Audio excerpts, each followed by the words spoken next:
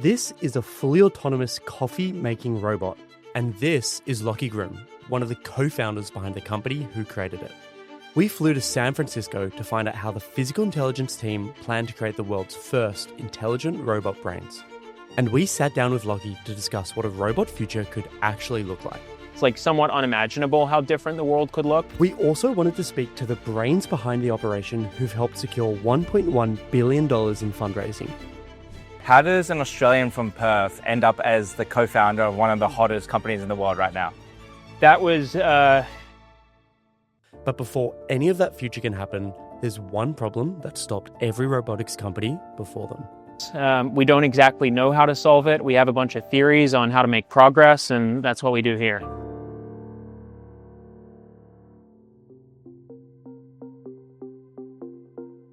We're in San Francisco right now, about to interview one of the hottest companies in the world, Physical Intelligence, that's building AI brains for robots. Yeah, we're about to do an exclusive interview with the Australian enigma, Lachy Groom. He came over to Valley over 10 years ago and is building this company that is at the forefront of building software for robotics. Yeah, other robotics companies have got demos in action, but they don't adapt to the real world. And Physical Intelligence has this huge idea to make a foundation model that adapts to the real world. And we're going to actually see it in action today. And if what they do works, the future could be profoundly different. And we're going to ask them the question, what does the world look like in 10 years? Yeah, but I think the big question is, can we actually get these robots to work? We're not sure yet. Everybody's been trying to do this for decades. Let's go inside. Cool. However, before we tour the office, I want to pose you a question. Why is it that robots have been able to beat the greatest chess players in history, and yet, whenever they try to walk, they struggle to stand on their feet? Today, we came to investigate the big question that has stumped robotics since its inception in the 1950s. In 1988, a robotics researcher named Hans Marovec noticed a persistent issue that he and his colleagues faced. Hans wrote that it is comparatively easy to make computers exhibit adult-level performance on intelligence tests or playing checkers, and difficult or impossible to give them the skills of a one-year-old when it comes to perception and mobility. Nearly 40 years later, Marovec's paradox still remains the biggest hurdle that's facing robotics today. However, as you're about to see, Lachy Groom and his team might be on the cusp of solving it once and for all. Ricky, nice to meet you. How you going, Ricky? Ricky. Good to see you. How you doing? I'm good. How about you guys? Good. Yeah. I'm excited to have a little tour around here. Yeah, of course. Yeah, it's actually usually like this. So we have people data collecting over here. We actually have our cafe over here, actually. If you guys want to order coffee, do you guys want to order any coffee? We'd love a coffee. Yeah, let's do it. Is an iced latte on the menu? It is, yeah. Charlie. Cool, let's get an iced latte. Coming right up. Yeah. And this is like one of the tasks that I actually have prototyped before. The coffee. The coffee, yeah. So since day one, like I've seen this like robot like struggle in making coffee. Like it couldn't even insert the portafilter. Yeah. But now it's able to make a like full on like drink. Best robot coffee I've ever had. Thank you, guys. Awesome. Thank you, robot. Do you want to show us what's going on here? Because this is really cool. Yeah. I'm like very, very bad at folding my laundry, so I feel like I don't No, think me it too, me actually too. even does laundry at all. So this is helpful for him. Yeah. Yeah, so basically the robot is doing this autonomously, and so it's like trying to kind of like solve this like solution of like how do I approach this, like never just seen before shorts, and how do I fold this, that. And then when it learns how to fold this, then when it sees these kinds of shorts again, it'll be able to do it. Yeah. Yeah. I think like just repetitiveness, just like humans, like more repetition will like definitely like help. How much? So we definitely do have like much more tasks other than like coffee and laundry. Yeah. If we go over here, you can see that like someone is like peeling fruits, you know. Wow. Is this like trying to teach the robot how to do it through Yeah. a human do it? Okay. Yeah, basically, yeah. And So- then if it's successful, you collect the data and you can put that into code? yeah, exactly. Okay. Really quick, if you want more behind the scenes looks into these tech startups, please hit the subscribe button. We spend a lot of time trying to get access into these companies, and your support means that we can make more of these. Thanks. What we were seeing in the physical intelligence lab looked impressive, but it didn't explain why robotics has struggled in the real world for decades. You said that like robotics has kind of overpromised and underdelivered in the past, right? All of us have seen demos of robots doing backflips and doing really interesting things. But the reason we don't have robots around all the time is because a lot of these demos are in constrained environments. How is the work that Physical Intelligence is doing trying to kind of solve that constraint problem? So it's not just constrained environments, it's that the previous era of robotics was almost entirely scripted. And there's nothing wrong with scripted robotics. You know, it's not misleading, it's not a lie. It's just that most robotic deployments were entirely deterministic. You deploy them into a factory, it picks up the same object in the same location, it manipulates it in the same way, it moves on to the next thing. And then this next wave of robotics had some amount of, I don't know, computer vision augmentation to it. It could do things that were not exactly pre-programmed, but it was a certain set of scenarios. But it's still extremely constrained. And so the environments either need to be constrained, the use case is constrained, but really it's the variability needs to be constrained. Yeah. The world that we operate in is not at all constrained. The messes in our kitchens are not at all constrained. That requires some amount of intelligence to operate in. And we just, that has been an unsolved problem. What's been easy for computers to solve is the things that are hard for us. It's like arithmetic, reasoning. And what's been very hard for computers is what's trivial for us: walking, driving, learning to play video games. And that's what we refer to as physical intelligence. And what's really been missing is physical intelligence, is the brain that can operate these robots. And so that's what the entire company is focused on, is solving this problem of physical intelligence. We don't exactly know how to solve it. We have a bunch of theories on how to make progress, and that's what we do here. We also spoke to Philip Clark of Thrive, who's among one of the first investors to invest in physical intelligence. I'm Philip. I am one of the investment partners at Thrive Capital. Physical intelligence is an investment that my partner Josh and I led the seed and Series A round into back originally in March of 2024 and then again in September of 2024. So we've been investors in the company basically since it was 4 people in a living room, and have the privilege of seeing it grow up into something that is the now Frontier Robotics AI Research Lab. We wanted to know what made Lachy Groom and physical intelligence such an appealing investment for Thrive. Every great company investment comes down to 2 things, which is people and timing. Very clear that these are the very best researchers in the world going after this problem. I don't think anyone would dispute that.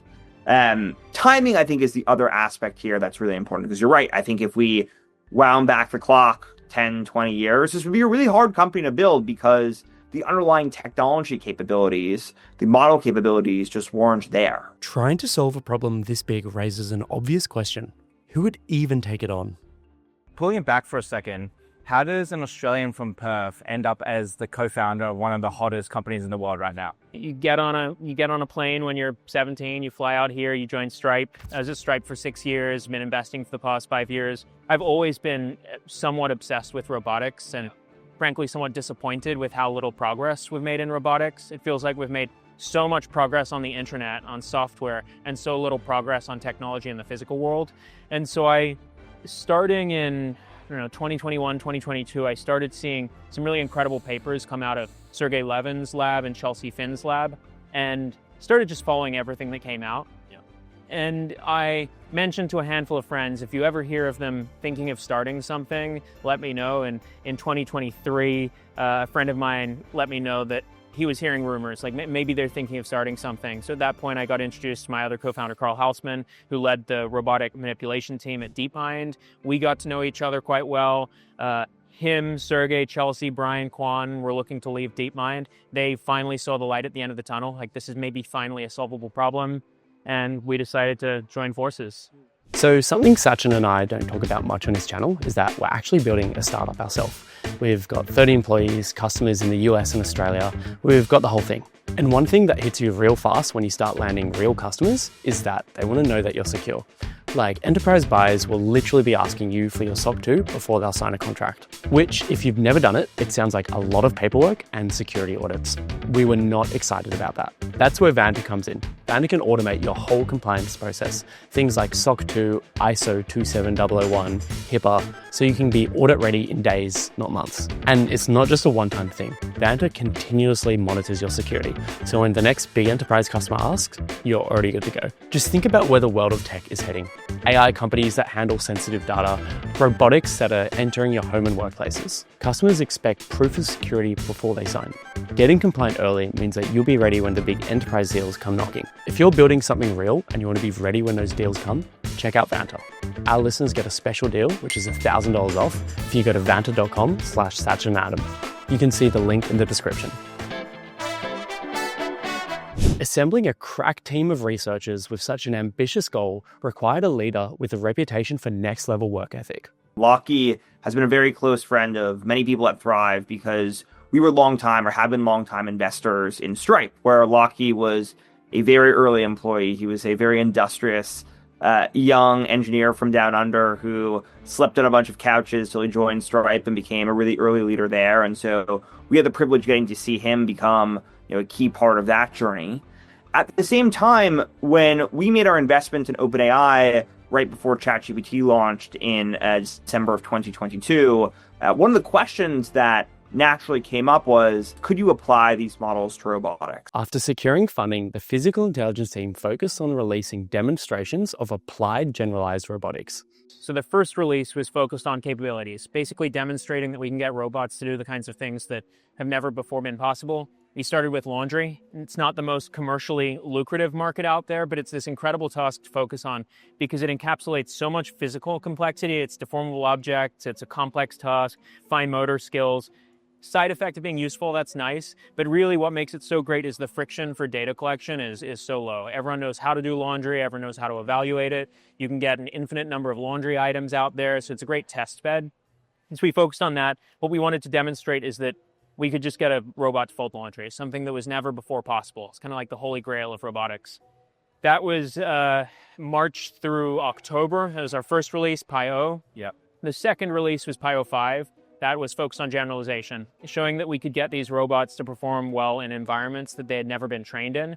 That was frankly a pretty shocking release to us. It only took about 100 homes for the robot to generalize to the 101st as if it had been trained in that environment. We thought it could be thousands, tens of thousands, even millions. Homes are about as diverse an environment gets. Your home, I'm sure, is different to mine and to his.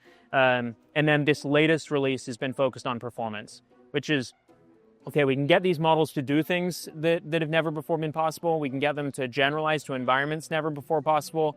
But if you want robots deployed at scale, they need to work very well. And that's been somewhat elusive, and it's still elusive. We haven't solved the problem. I wouldn't even say we've come close to solving the problem, but we've started to develop a recipe to drive up performance autonomously. And so this next release is showing very high levels of performance on tasks like laundry, on making coffee, on assembling packaging, and hopefully we're releasing on Tuesday. We're probably today, 18 months into the company, where I thought we would be 3 or 4 or 5 years into the company based on how fast I thought the field was going at the time of investment. So they've moved something like 2 to 3 times faster on that front than I would have thought possible in my more optimistic expectations. Lachy and his team believing they can solve the biggest problem in robotics is one thing. However, actually solving it requires an approach unlike traditional startups. Like, what are some of the theories you have about how we can solve physical intelligence so that we can finally make robots actually useful? Yeah. It's the same as all deep learning. Gather very large amounts of data, design and program the algorithms that can fit that data and learn from that data, and then iterate through deployment. And that's what's happening behind us. That's what's happening behind us. So behind us is what I would refer to as the research engine of the company. So we have researchers, a large team of researchers. They have hypotheses. The hypotheses generally require some amount of data to be collected. And so behind us, we have folks that are collecting data predominantly here on what we refer to as static manipulators. So arms bolted to a table with leader arms that they can use to teleoperate them to do the kinds of things that you could never program robots to because they're using your physical intelligence. We collect data, we annotate that data, we featurize it, we train models, and then we evaluate the models on those same stations that we collect the data on. And through the results of that, we get a sense of, did the research idea work or not? That could be a new algorithm, a new data collection strategy, new data mixtures, augmentations. It could really be anything. Yeah. Are you eventually going to have warehouses that have hundreds or thousands of people manipulating those robots to collect the data? I don't think so. I think we will have larger data collection facilities than you see here. But the problem with this warehouse-style data collection approach is that what you're trying to do is mimic the complexity and realism of the real world. But at the end of the day, it's just a rough approximation. The way to get the most real data is to put robots in the real world doing real things. And so I think the way we solve this problem is by figuring out how do we make robots useful enough to be deployed, go and deploy them, and use that data to make the robots better and better and better. This certainly helps. It helps bootstrap. It helps allow us to test ideas very rapidly, but I don't think it's the way to solve the problem. After everything we'd had seen in the office, our biggest question was no longer how this works, but what could it eventually change? I think it's very clear that we're seeing these sort of early birthing moments of generalized robotics capabilities. Now, this is probably more like a GPT-2 moment than a GPT-3, 4, 5 moment, which is to say, we see the signs of life, we see the potential, but it needs to be scaled up aggressively in order for it to become very practical and useful to every person everywhere. I think if you think about the number of jobs that humans don't want to do in the physical world, that probably tells you about how large pi can be. Yeah, and for our audience listening, like what GPT-4 is for, the text-based world, right? Yeah. You're trying to build for the robotics world. Yeah. If this is successful, what does the world look like in 10 years' time? It's a question I spend a lot of time thinking about. I find it extremely hard to reason through. Yeah. It's like somewhat unimaginable how different the world could look. Yeah. I think it's a very good world. It's one that I'm very excited for. I think a pretty significant amount of the things we do in our daily lives and many people do throughout their entire lives are not necessarily enjoyable. They don't do it because they want to, they do it because they have to, and it's the most tactical things like doing your laundry and cleaning the house, but there is a very large number of things that need to be done in the world to ensure the world functions that I don't think people derive much enjoyment or meaning out of. I think people derive meaning out of work, but I don't think work in the future needs to look like work did in the past, and I think in our success, we really shift a lot of the drudgerous, dangerous, unenjoyable, unmeaningful work to robots. The robotic work should go to robots. And the things that people really want to do, they should be doing. And so that's really my hope with all of this. I think there's going to be a lot of very difficult and complex situations to navigate between here and there. Yeah. But I have a lot of faith and optimism in humanity. You've also had some of the greatest investors in the world invest in this company, companies like Thrive, and then the OpenAI fund, people like Jeff Bezos. In the very early days, what did they see in that initial group of people on this mission that made them so compelling to invest quite a lot of money in those early days? I think it's really two things. One, it's the size of the opportunity here. If you can solve physical intelligence, if you can build a model that can control any robot to do anything, you've really built a company of just tremendous importance and impact to the world. And two, the team of people that's working on it. If you just look up Carl Sergey Chelsea's academic and research work, you'll see that them and the people that they work very closely with in their labs and their academic collaborators are responsible for some of the greatest advancements in robotic learning. And so it's a function of incredible opportunity and the team that could actually pull it off.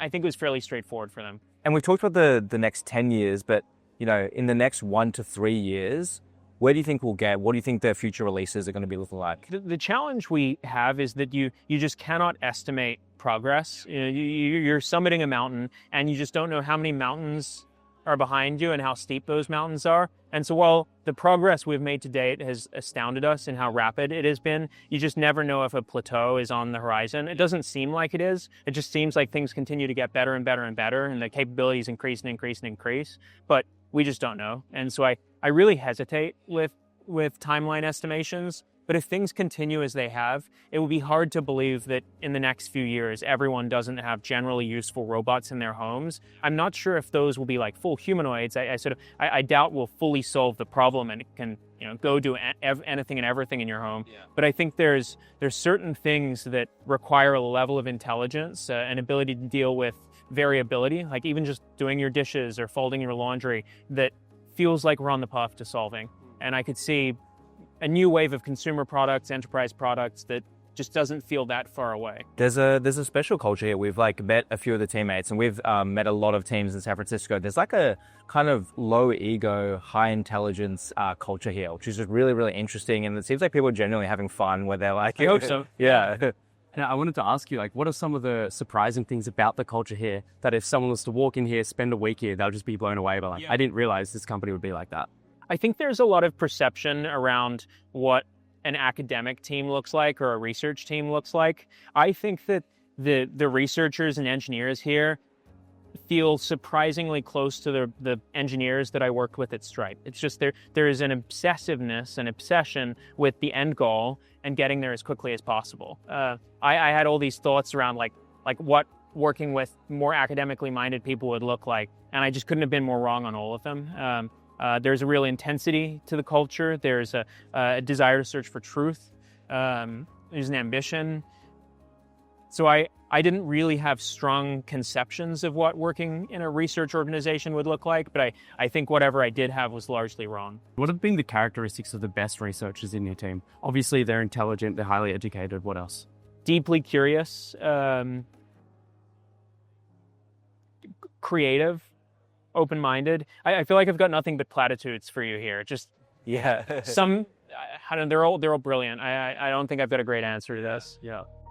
Robots that can truly understand the physical world still feel far away, but after spending time with the people at Physical Intelligence, it's clear this isn't science fiction anymore.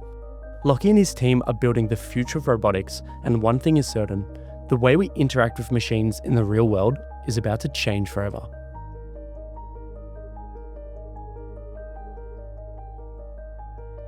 Hey, it's Adam here. Thanks for watching this episode of The Satch and Adam Show. We have plenty of episodes like this on our channel, so please make sure to check them all out. And if you really like this, hit the subscribe button. The more subscribers we have, the more we can make bigger and better productions, and it means you won't miss out on anything in the future. I'll see you next time.